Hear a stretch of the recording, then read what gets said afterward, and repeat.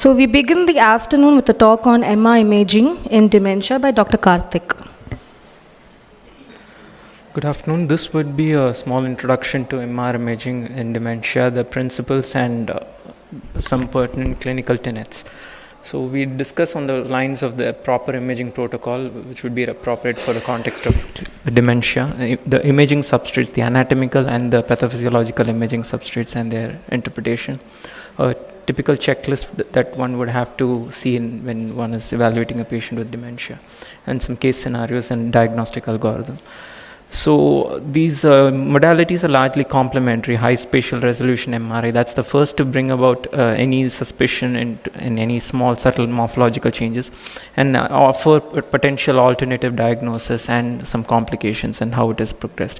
And molecular imaging will be discussed by the next speaker. So in a sense, I would like to tell that these are complementary modalities, not that one replaces the other. So the workhorse imaging sequence for any evaluation of dementia should be a volumetric 3D weighted, TD1 weighted sequence. So that will give us an estimation of the atrophy, the patterns of atrophy, and if there's any regional or differential lobar preponderance to this atrophy, or if there's any interhemispheric asymmetry with the atrophy. So that's the first line sequence. The second sequence that's very pertinent would be a T2 weighted sequence with a fluid inversion recovery. So this will essentially suppress all the CSF and anything that is pathological in terms of it's seen as a bright signal on these flare images. And these T2 and flare are in essence the pathology weighted sequences. If the T1 weighted sequence was to show us about the anatomy, this is about the pathology. And further sequences also will help to estimate if there's presence of any microhemorrhage or presence of any calcification. And microhemorrhage and calcification, the presence of these will help us tighten the set of imaging differentials, the clinical radiological differential diagnosis. So this sequence is the susceptibility weighted imaging sequence. So that will demonstrate all the pathophysiological hemorrhage, hemorrhagic residue, microhemorrhage, and its topographical distribution. And the last sequence, not particularly relevant in the context of dementia as much as you would like in the say of stroke, is this diffusion weighted sequence. But there are instances when there's a very single vessel, perforated territory ischemia in a very strategic location may clinically masquerade as a dementia. So a typical scenario would be an acute sudden onset memory loss. So it may be in the background of a ischemic stroke. So as regards the anatomical substrates, what one I'd like to be paying attention to, always start with the entorhinal cortex and the perirhinal cortex. This medial temporal lobe is the area that would first have to be investigated. Look at the volume, the hippocampus, if there's any architectural simplification. How is the signal intensity? Is it very T2 bright, or is there any T2 hyper intense signal? And also occurs along the entorhinal cortex and the perirhinal cortex. So this is where most of the pathophysiological changes in the Alzheimer's disease start. And other relevant areas, anatomical substrates, include the cingulate gyrus, the parietal lobe, and the precuneus location. Of course, you'll also have to look into the frontal lobe and the temporal lobe. I'll come into each of these independently. So this is the precuneus, so delimited by the ascending ramus of the cingulate sulcus, the parietal occipital sulcus and the subparietal sulcus. The differential atrophy of this or the absence of atrophy of this helps us give a clue into the nature of different imaging differentials and the diagnosis in dementia. So much so for the anatomical delineation of the precuneus. So the evaluation of the hippocampus usually is performed in a projection or an acquisition plane in which it is perpendicular to the long axis of the hippocampus. In essence, it's slightly obliquely coronal, not exactly coronal in the acquisition. So it is in this plane of acquisition that the hippocampus is delineated best. So almost always you'll encounter this fact that there's some brain atrophy in a subject with presenting as dementia. So some usual metrics, the mean brain volume loss after the age is approximately 5% per decade, and it is roughly at around when 10% of volumetric decrease happens, that is when it's readily appreciable to the untrained eye. And this is can be attributed to both gray and white matter volume loss, and both of them happen together, although there can be a more exponential decrease in the white matter volume loss as one ages, and the loss of gray matter is usually attributed to neuronal cell death, while white matter volume loss is attributed to loss of myelin. So this can be objectively categorized using this global cortical atrophy scale, ranging from 0 stating no cortical atrophy with some mild opening of sulci. You might see that the CSF spaces are slightly becoming to be more prominent, which would be graded as 1. When there's a moderate volume loss, as in this context, it's graded as 2, and when there's a severe knife blade type of an atrophy, it's graded as global cortical atrophy on a scale of 3. And so much so for the global cortical atrophy. But as I said, the medial temporal atrophy again is categorized and kind of classified in this fashion. The parameters that you look for is the width of the choroid fissure, the width of the temporal horn. This is the choroid fissure, the temporal horn, and the height of the hippocampal formation. The usual earliest manifestations and changes, pathophysiological changes, usually happen first in the level of the choroid fissure and then subsequently in the temporal horn. And with ongoing hippocampal volume change, as in the height of this hippocampal formation when it progressively decreases, that is when it is scored as a grade 4, when it is overt, when it is very manifest. And in a patient who's less than 75 years, a score of more than 2 is abnormal, and a patient greater than 75 years, a score of greater than 3 is considered abnormal. And this is the next most common pathophysiological substrate in a patient you might encounter with dementia. These are white matter hyperintensities, usually attributed to microvascular ischemic changes in the small penetrating vessels, some arteriosclerotic changes. So when they are very sparse and not so distinct, that's when we call it as Fazekas grade 1. When there's a beginning of this confluence of these foci, that is when we call it as Fazekas 2. And when there's much more prominent confluence, that's when it's called as Fazekas 3. So in essence, they standalone, they are not clinically manifest as a focal neurologic deficit, say in the form of a weakness or any other similar function. But these usually double the risk of stroke and dementia. In the same lines, we might encounter these silent brain infarctions, variably termed as lacunes. They might be called as lacunes when it's situated in the deep white matter and the periventricular white matter. Occasionally, you might find them in the subcortical and the cortical region, called as cortical microinfarcts, and small cerebellar infarcts too might be encountered. As I said, these per se, they are not causal of any, do not manifest as any clinical syndrome, but there is a risk of stroke and dementia that's largely double when in the background of these lesions. So that is why you might want to have a look on these structures. Again, these perivascular CSF spaces, they kind of mirror the small vessel ischemic changes. These are the CSF line spaces that are surrounding the penetrating vessels. So largely they would find them centered at and around the basal ganglia region, the anterior commissure, just at and around the anterior commissure, the centrum semiovale, the mesencephalon, and the subinsular region. And when it's too confluent, it goes by this name as Etat Krible. And this small perivascular spaces coexist usually with this white matter hyperintensity. So that's the relationship between these two pathophysiological entities. As I said, this SWI sequence can throw light or give a clue about the potential possibility of an underlying cerebral amyloid angiopathy. So when it is multiple in a predominantly posterior distribution, in a predominant subcortical or a lobar white matter distribution, one should raise the possibility of a cerebral amyloid angiopathy. And if these microbleeds are seen more numerous in the brainstem, it can portend the possibility of a hypertensive encephalopathy, a chronic hypertensive encephalopathy, which again can masquerade as dementia.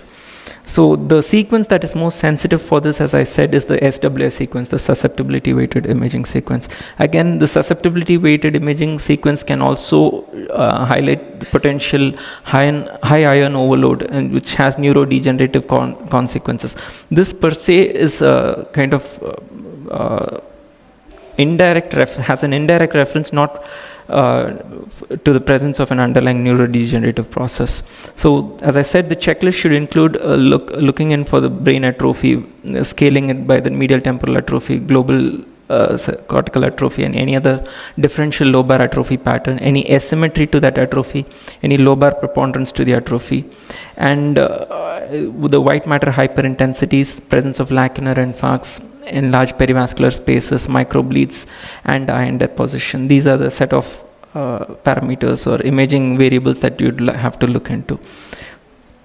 So, a few cardinal features of these entities we'll go through. So, as you know, in Alzheimer's disease, usually the disease pathophysiology, including the neuritic plaques and the consequent atrophic changes, usually start manifesting in the entorhinal cortex, eventually the hippocampus. There's this sequential progression to this pathophysiology, and the MR imaging and the atrophic changes also parallel, follows with a certain lag the same sequence in which these topographical changes in the atrophic patterns happen. So in this BRAC1 and 2, you find these changes centered at and around the entorhinal cortex. BRAC3, 4, where it's around the cingulate and the pericallosal area, and BRAC5 and 6 is much later affliction. So as the pathologic BRAC staging evolves, there's affliction of the neocortex, and particularly the precuneus and the posterior cingulate gyrus. It needs to be noted that this primary sensory motor cortex is involved very late in the disease and largely preserved. So this is apart from the medial temporal lobe atrophy, this is a typical feature that you might encounter in the context of Alzheimer's disease, the atrophy that is centered in the posterior cingulate and the precuneus region.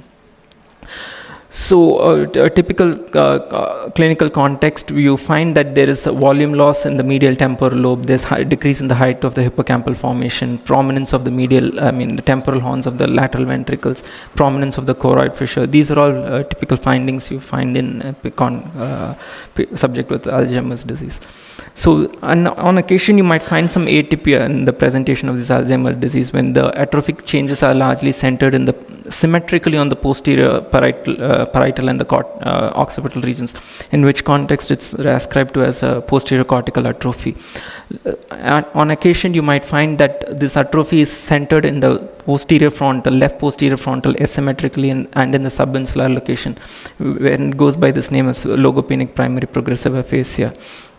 So another instance of there's atrophy, when there's an atrophy here, you find that this atrophy is not just limited to the medial temporal lobe, it's also in the lateral temporal lobe, meaning to say it's in the neocortex. So this is what is the finding you'll find in many variants of frontotemporal dementia. So there is a generalized atrophy, but then there's a differential atrophy in the frontal, in the perisylvian region, as well as this asymmetry but differential atrophy in the temporal, the left more than the right. So these are the set of findings that you'd find in frontotemporal dementia.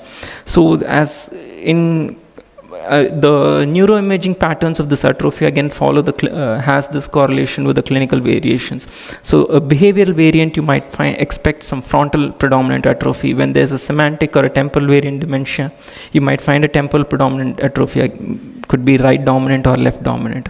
And this is unsettled whether this primary progressive aphasia is a FTD variant or an Alzheimer's variant. Again, the atrophy is centered at and around the inferior frontal region, the insular region, including the inferior frontal gyrus, the frontal operculum, and the insula. So these are the variations in the FTD, the subtypes. So an asymmetric temporal predominant, lateral temporal predominant atrophy.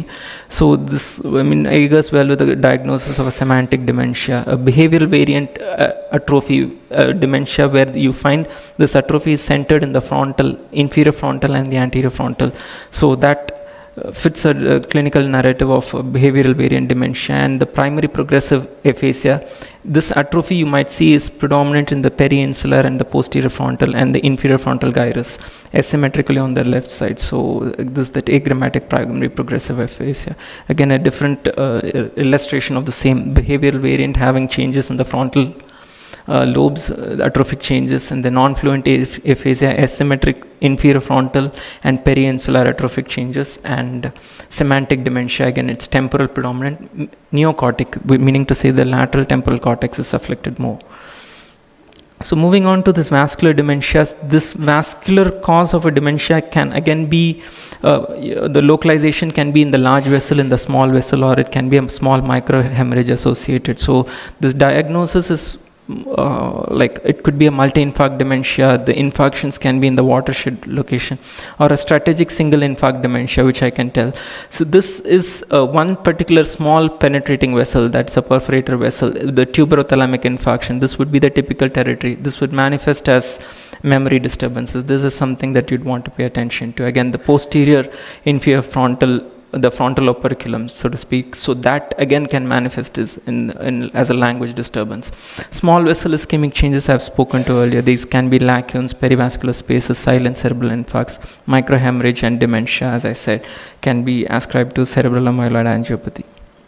So a set of not so extensive territorial infarction, but then it can be still strategic and manifest as with various clinical features, including a frontal behaviors, alexia, agraphia, depending on the structure that is affected, be it the medial frontal cortex, the frontal behaviors, the angular gyrus manifesting as infarction, manifesting as alexia, agraphia, and the watershed again manifesting with amnesia and hippocampal infarct. This usually happens in the context of anterior choroidal territory infarction, again can present as amnesia and anomia.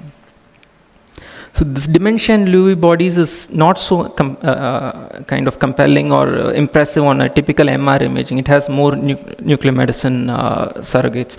So that if any, it is in very high field strength, very specific sequences, you find that there's a loss of, there's usually a swallowtail that is seen, and that swallowtail is lost in the context of dementia with Lewy bodies. So that is the only finding that you find in dementia. Corticobasal degeneration again has atrophy, but in this case, unlike the Alzheimer's, the atrophy is largely centered in the frontoparietal and the somatosensory cortex. Again, there is this asymmetric atrophy that happens in the posterior superior parietal lobule, and then there's underlying small white matter changes also. So this is the usual feature of corticobasal degeneration. Of course, it will have this motor changes also. So on occasion you might find that features of corticobasal degeneration as well as other FTD variants can coexist. As in this case, there's atrophy in the frontal lobe with the frontal lobe predominance, as well as there's a parietal predominance. So this is a mixed type CBD and FTD related. And this is one other entity you might not want to miss: presence of diffusion restriction symmetric in the deep gray nuclei. This can point to the presence of this is called by the name pulvinar sign when it's seen in the posterior thalami and in the deep gray nuclei, so going by the name hockey stick sign. So this can point to the underlying clinical diagnosis of prionopathy or a CJD. So you'd want to look into whether there's a lobar preponderance to the atrophy, whether there's a temporal or a frontal, whether it's supratentorial or infratentorial, presence of other microhemorrhages. And all these, the diagnosis is made taking into consideration the entire gamut of findings. So, as I said, this is a pictorial summary of the entire gamut of imaging substrates that you would find with this dementia subtypes. So, whether it's global with the hippocampal atrophy with preserved hippocampi pointing to the presence of dementia Lewy bodies, whether it's parietal occipital predominance, whether there's presence of diffusion restriction, microbleeds, we've discussed all of them together. This is just a summary of the set of clinical substrates. I think that's a good place to stop.